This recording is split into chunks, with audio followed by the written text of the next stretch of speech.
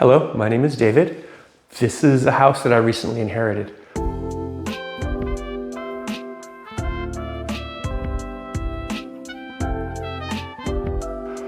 I had to sell it. I was not able to keep it. It was valued at about $1.2 some million.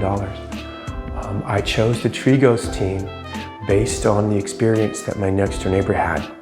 They did very well with their sale. They remodeled their house.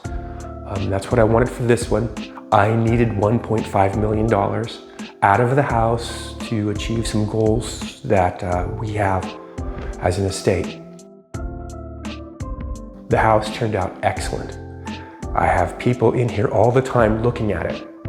The team themselves are always in here with their clients, and it just looks really good. I get compliments on it all the time, and I really hate to sell it, but I have to. We're in talks to have them do this at my house now that I have some money after this house sells.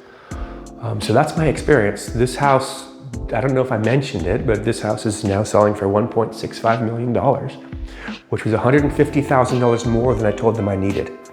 So I got this call from them, and they said we had this offer, and how did I feel about it?